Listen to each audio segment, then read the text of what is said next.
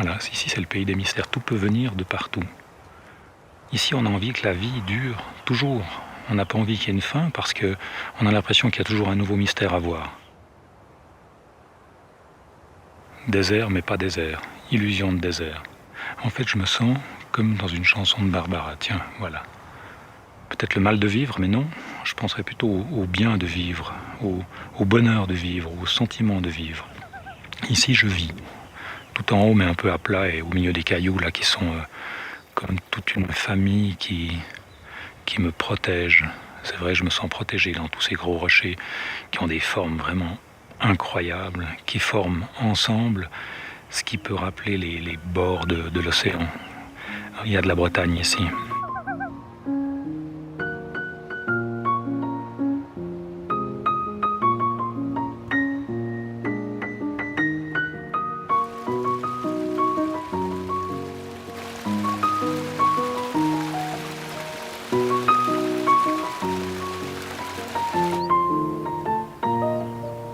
Celle-là, elle est belle, là. Merci, marmotte, de me donner ta rondeur et ta tendresse. Prends-moi dans ton terrier. Réduis-moi, fais-moi tout petit et amène-moi avec toi. Ouais, voilà, oui. Ça, il faut pas que je l'oublie, il faut que mon envie d'aller dans un terrier. Comme Alice au pays des merveilles, je deviendrai tout petit. Puis je m'installerai au fond du terrier dans lequel elle m'aura invité. Et puis je dormirai une nuit. Mais une nuit d'été, et sortir le matin, et regarder les lumières, et me secouer, goûter un peu de rosée, me frotter un peu le flanc contre ma copine la marmotte, et hop, m'installer sur la terrasse en attendant le soleil. Puis s'il n'est pas là, on rentrera se coucher. C'est peut-être pour ça que j'aime les marmottes, parce que je dors mal. Ah, voilà. Voilà une bonne explication. Voilà, je suis du signe de la marmotte.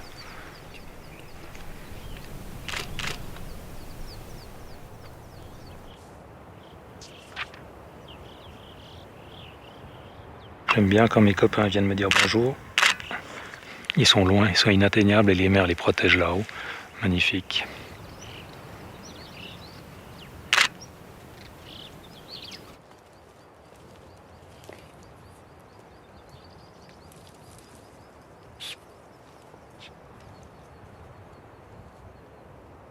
Ce vallon, je l'ai connu grâce à Jean-Claude Roch, le surveillant de la faune, qui est un type merveilleux, qui partage. Je peux dire que c'est un ami. C'est quelqu'un à qui je dois d'avoir appris énormément de choses sur la nature. Et chaque fois que je le vois, j'en apprends tout plein. Et moi, j'adore m'abreuver à la source de gens qui donnent. Eh, salut Jean-Claude. Salut Philippe. Te voilà. Je viens de voir une hermine. Ah ouais? Ça va? Oui, oui. D'accord. Tu m'amènes toujours des belles choses. Là devant quoi? Juste là, juste dans le petit... elle a couru 3 fois sur le névé. Ouais, elle était blanche. C'est bien Hermine, elle était brune. Toi, les marmottes, ça siffle, là. Hein. Ça siffle? Ah ouais, t'as vu un peu. Ouais, je sais pas de quoi elles ont peur. Hein. Ah ouais, oh les premiers ordures nord dans le pays, là. Ah, c'est vrai. C'est ce qu'on a entendu. Il est de nouveau par là. Ouais, c'est celui qui habite là-haut, je pense. Ouais, celui qu'on a vu. Celui qu'on voit régulièrement. Avec lui, j'en apprends encore chaque fois plus. Au départ, avant de le rencontrer, j'étais, je pense, un livre, et maintenant je deviens un mini-dictionnaire sur la nature. Mais j'ai encore 12 000 pages à écrire grâce à lui et à d'autres personnes qui lui ressemblent. Et moi, je suis quelqu'un qui, en fait, prend les choses pour me bâtir moi-même. Mon émotion me mène à m'intéresser à leur savoir. Et mon émotion se nourrit et devient un savoir aussi.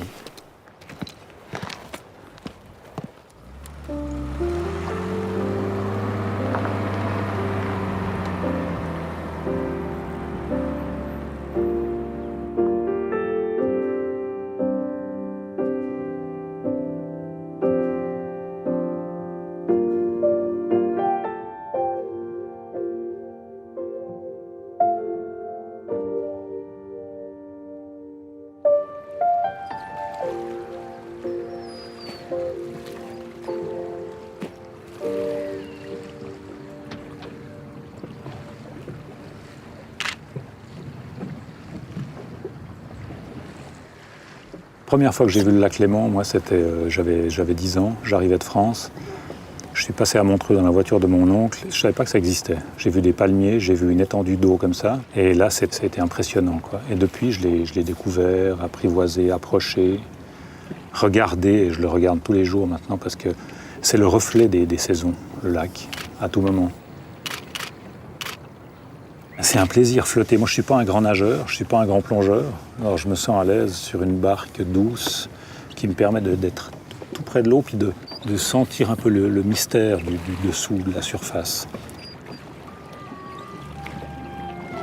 Je vis à la Tour de Paix, qui a plein d'avantages. C'est-à-dire que la Tour de Paix est coincée entre le lac et les montagnes.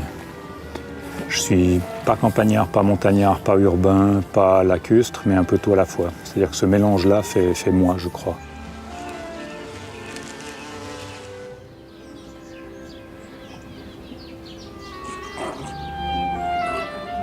Dans ma vie, mon métier, c'est journaliste. C'est rencontrer des gens, c'est raconter des histoires, c'est photographier, c'est regarder vivre le monde, et puis essayer d'en prendre le plus positif, je dirais. J'aime bien raconter des histoires qui finissent bien. Je me sens en fait, moi, un drôle de gaillard. Je suis un regardeur. Et à la rigueur, un passeur d'histoire, je pourrais dire, mais d'histoire que je suis seul à voir, à peu près. Le premier don que j'ai reçu, c'est celui d'avoir les yeux ouverts. Je crois que depuis tout petit, je vois beaucoup de choses. Je vois devant mes pieds, je vois à gauche, à droite, en haut, en bas. Et je pense que je dois beaucoup ça à ma vie dans la nature étant petit. Donc je suis né en Lorraine, pays d'étangs, de forêts, de villages, de labours, de givre, de verglas en hiver. J'ai eu une enfance très heureuse, très familiale, très nature. Très chien, très chasse, très maman, très ferme de la famille proche. Et dans les années qui ont suivi mon arrivée en Suisse, j'ai gardé en moi toujours cet héritage lorrain de la nature. Et c'est dans la nature, notamment, que je me suis toujours senti le mieux. Comme dans un grand ventre maternel, affectif, rassurant, réconfortant. Dans la forêt, dans la montagne, à la pêche, partout, je me suis toujours senti juste bien, tranquille.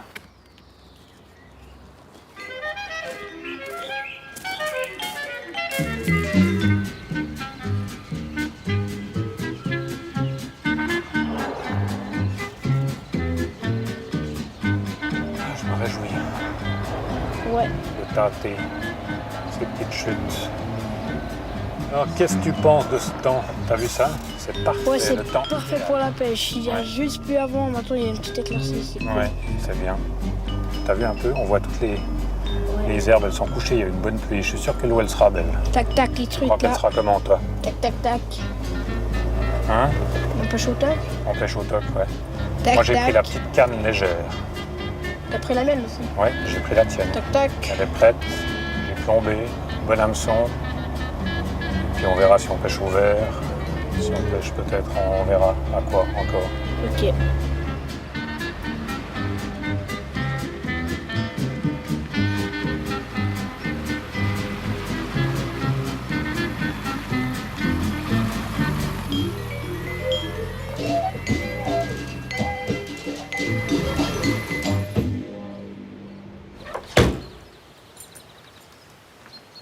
Mon père m'a pris sur son dos quand j'avais, je pense, 2 ans, 3 ans, en me réveillant à 4 heures du matin pour aller au bord des étangs, pêcher en Lorraine.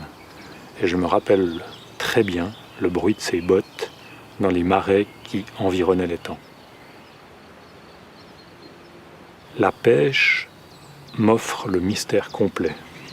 On ne sait jamais ce qu'on va voir, ce qu'on va prendre, les heures qu'on peut passer à guetter un bouchon qui flotte sur l'eau.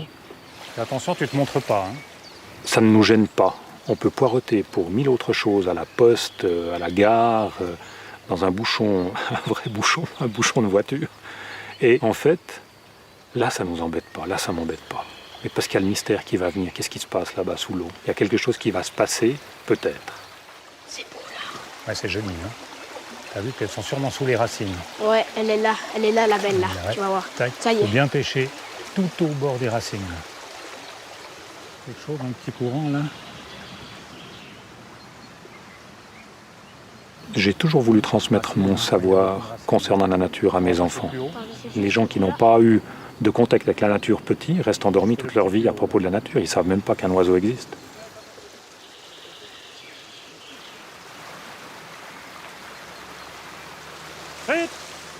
Oui, quand on est tous les deux au bord de l'eau, on regarde des choses, on vit, on respire ensemble, je crois. C'est bien, on s'engueule aussi. Il faut savoir qu'un papa c'est lourd, un petit enfant c'est lourd, et les deux ensemble, ça donne des fois des éclairs, des petits orages au bord de l'eau, parce qu'un fil s'en mêle, parce qu'une canne à pêche est mal tenue, parce qu'on ne se comprend pas, ça pète.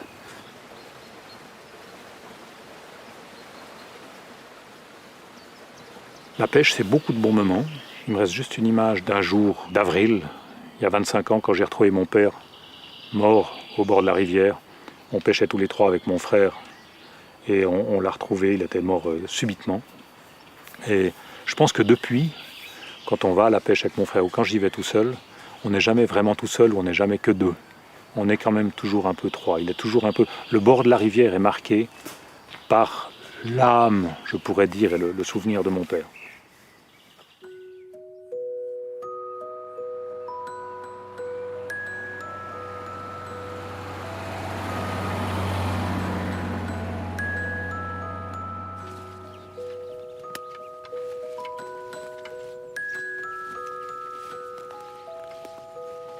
Je vais essayer de repérer les tétralyres. Ce serait donc sur la pente là-bas. Sur cette pente, normalement, ils paradent à découvert, mais des fois, ils sont cachés dans les sapins. Ah oui. Surtout quand il y a du vent, comme aujourd'hui. D'accord.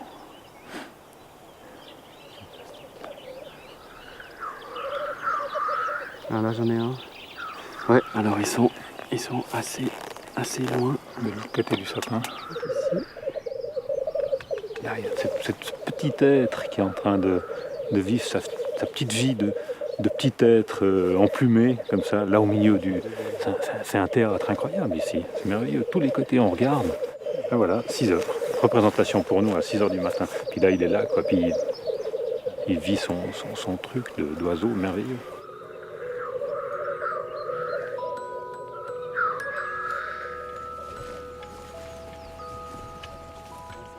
Alors Lionel Montmarié, c'est un oiseau, lui. C'est un oiseau à part. Ce bonhomme reconnaît environ 1200 chants d'oiseaux. Et quand on sait qu'un oiseau a à peu près 5 mélodies différentes en moyenne, ça veut dire qu'il reconnaît instantanément 6000 mélodies et qu'il identifie l'oiseau qui est en train de la jouer sur scène. C'est pas mal. Même s'il n'avait pas ça, je l'aimerais, mais ça me sidère. Le merle à plastron, il est farouche. Lionel me donne toutes ces choses que je ne connais pas. Et moi, je suis ébloui, ça me passionne, je suis heureux, je suis content. Je suis un enfant heureux à l'école à ce moment-là. J'ai pris conscience par la photographie de l'extraordinaire chance qu'on a de voir. Je peux me consoler de n'avoir que vu, mais si j'ai pris et capturé, c'est beaucoup mieux. Je suis né chasseur. Mon père m'a emmené à la chasse à l'âge de 5 ans. Et j'ai vu des choses que j'aurais dû photographier à 5 ans déjà. Je les ai plus revues, évidemment. Je crois qu'avec la photo, j'entre dans les animaux, dans les oiseaux. J'y entre vraiment profondément. Je peux vraiment être avec eux et je les ramène chez moi. C'est énorme ce qu'ils donnent. Et ce que tu ramènes en photo, c'est énorme quand la photo est belle et qu'elle ressemble à l'émotion que tu as ressentie.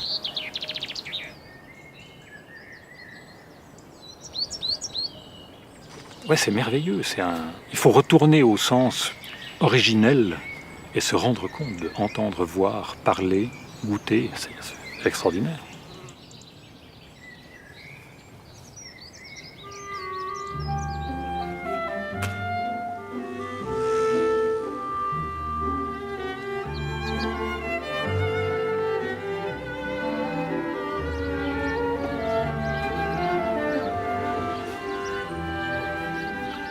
J'aime bien prendre le temps de rencontrer la nature, d'écrire sur la nature et d'avoir photographié la nature aussi. Et souvent, la photo me donne le prétexte à l'écriture. Pour écrire, je pense que moi, je dois être touché. Pour moi, c'est un grand plaisir parce que tout à coup, je me rends compte que j'arrive à restituer des émotions, des regards que j'ai eus. J'arrive à revoir la personne que j'ai eue en face de moi, j'arrive à revoir les animaux que j'ai eus en face de moi, le paysage que j'ai eu en face de moi, parce que j'ai trouvé les mots mis ensemble qui vont faire qu'émotionnellement, ça tient, c'est juste. J'aime la simplicité. J'aime être compris quand j'écris. J'aime trouver une phrase qui a son début, son milieu et sa fin en étant la plus limpide possible.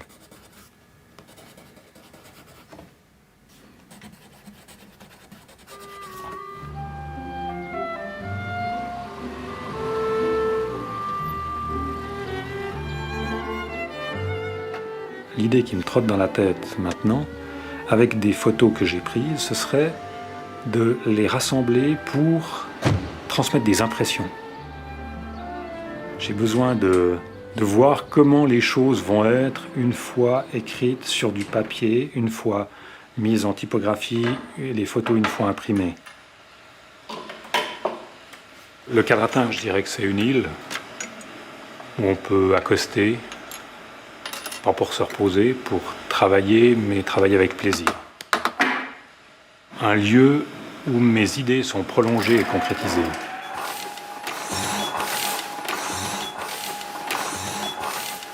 Le Cadratin, c'est un atelier, une imprimerie, une maison d'édition. Ça marche, ça roule, ça avance, ça vit, ça palpite.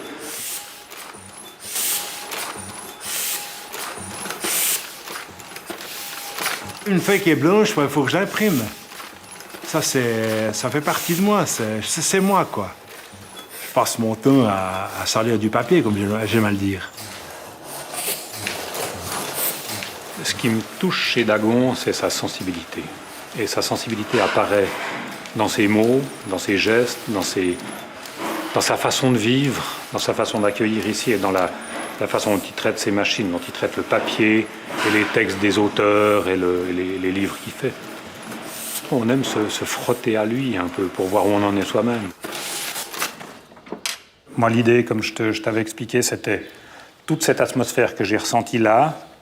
Le prolongement, ce serait je suis oiseau, ouais. Et en devenant oiseau, je peux suivre je peux survoler tous ces rochers, intégrer, rentrer dans toutes ces vies que j'ai croisées en faisant des photos. Mm-hmm. C'est un peu ça que j'aimerais retrouver dans le livre, si tu veux. Je découvre celle-là, elle est magnifique. Je n'ai jamais vu celle-là. Elle était là l'autre jour. Hein. Voilà, puis là, on a bien l'idée de la puissance du rocher, c'est vraiment pire. En fait, elles habitent dessous, quoi. Ah, d'accord. Elles creusent leur terrier en bas du rocher qui peut faire 5-6 mètres. On a vraiment besoin l'un de l'autre, parce que lui, s'il fait son texte, il le garde à la maison, il le fait lire à sa famille, ça ira un moment, mais après, on aimerait le diffuser. C'est surtout ça qu'on aime bien, c'est de pouvoir diffuser, que les gens apprécient ce qu'on fait. Parce qu'il arrive à faire vivre des choses qui sont simples et nous les faire passer. Et ça, je trouve que c'est très important. Ça te touche? Ben beaucoup, surtout qu'il ne l'a jamais dit comme ça, en long, en large, et à côté de moi, je suis très touché, ouais. Ça me fait plaisir. Je sais pourquoi je suis là.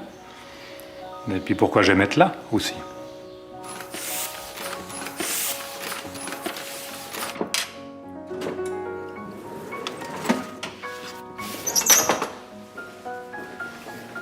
Moi, j'aime bien faire un livre que les gens achètent parce qu'il est beau, et puis qu'ils découvrent après à l'intérieur que ce qui est imprimé, c'est pas n'importe quoi. Parce qu'on a affaire à des auteurs qui sont intéressants, intelligents, et seront des textes qui sont magnifiques. C'est pour ça qu'on doit leur faire un écrin qui est beau pour les vendre. Pour les vendre et puis pour le plaisir de les faire. Ah, ça, je proposerais de l'imprimer en verre là-dessus. Ah oui. C'est génial, t'as déjà l'impression que ça... Voilà. Quelque chose qui se passe, quoi. Il y a quelque chose qui se passe. Ouais, hein? Voilà, ça prend forme. Hein? Ouais. On voit qu'on n'a vraiment pas beaucoup de pression. Ah, oui. Bon, la couverture sera encore. L'aboutissement de l'écriture, c'est d'être imprimé. Sur un livre qui peut se transmettre. Même si c'est à 2 exemplaires, il peut passer plus loin. Il peut aller dans d'autres mains. Se retrouver dans un livre, c'est magnifique, c'est un moment émouvant, toujours.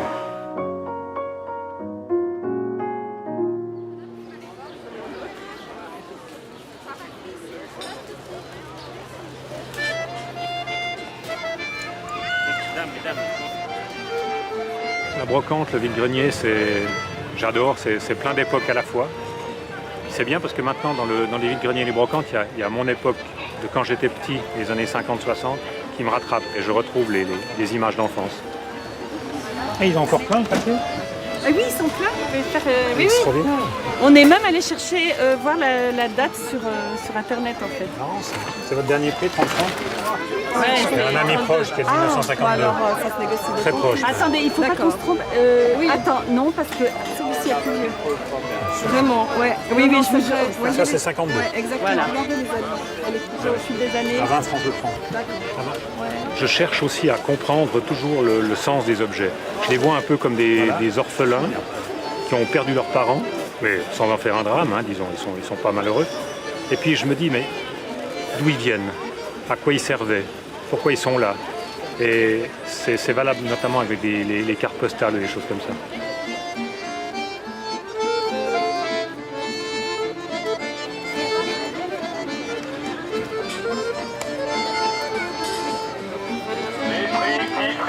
Ridicule, on profite.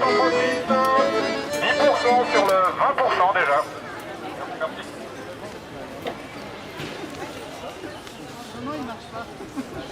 J'achète des cartes postales souvent que personne ne veut, parce que je les achète pas pour le paysage. Moi, ce qui m'intéresse, c'est l'autre côté, c'est l'écrit. C'est les phrases, c'est les mots que les gens s'envoyaient, avec souvent une belle écriture, souvent en écrivant un maximum de choses sur la carte, parce que c'était cher, et parce qu'il fallait la remplir, et parce qu'on n'écrivait pas souvent. Et là, je lis toute l'application, tout le sens du message que les gens s'envoyaient. Et ils s'envoient des choses merveilleuses.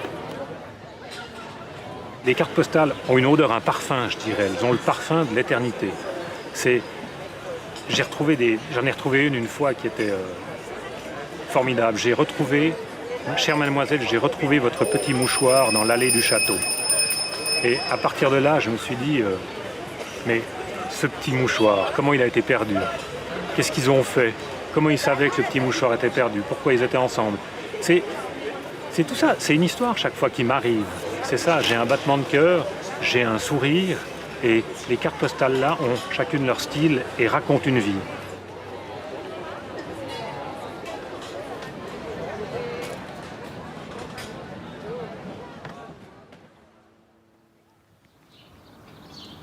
C'est bon, je te mets le coussin là dans le dos?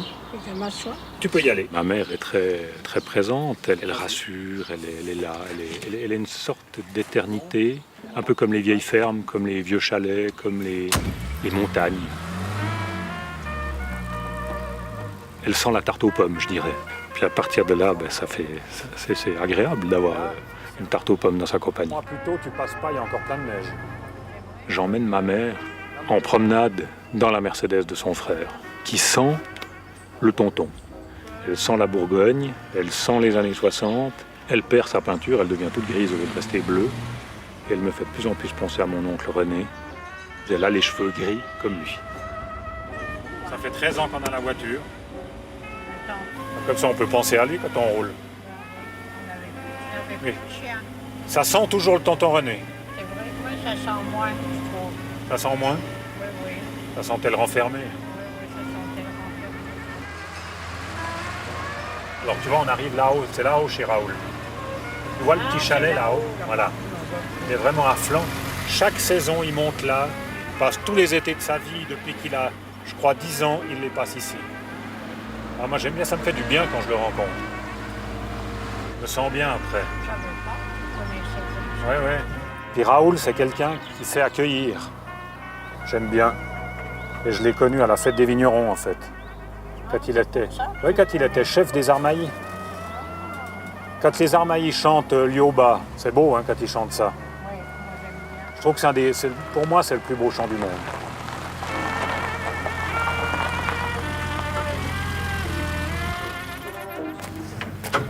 Mais bonjour! Salut, ça va? Ça va Bien, je vais aider la maman. Bien, ça fait plaisir de vous voir là en haut. C'est beau, c'est l'été revenu. Mais oui, superbe. Et puis dis donc, la voiture. T'as vu? Voilà, bonjour madame. Même couleur que ton Ça breton. va? Ça va et Mais vous? oui. Alors voilà, on arrive. C'est bien. Voilà. Alors on va aller jusque sur la terrasse là-bas. Oh, regarde le chien où il s'est mis. On ose sortir le chien de la, Oui, la bien grand-mère. sûr. Ouais, oui. Oui.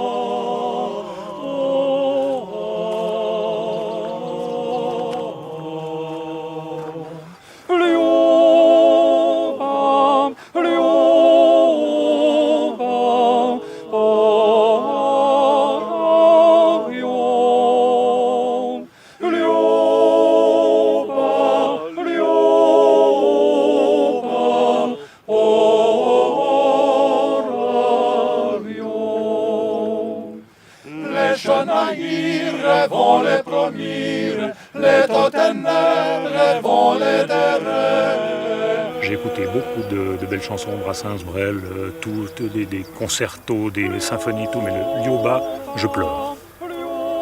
Même intérieurement, des fois. C'est celle qui me bouleverse. Je pourrais l'écouter 50 fois de suite maintenant, elle me bouleversera 50 fois de suite. Maintenant. Alors lioba, moi je l'ai écouté un peu partout, quand je vais en voyage, je l'ai écouté dans les pays du Nord, je l'ai écouté en Lorraine, je l'ai écouté je crois dans le Sud aussi. Ça passe bien, quoi, ça va bien. Bon, j'étais tout seul, j'avais mes petits écouteurs et puis voilà. Je pense sur l'océan, lioba qui part, ça va être pas mal.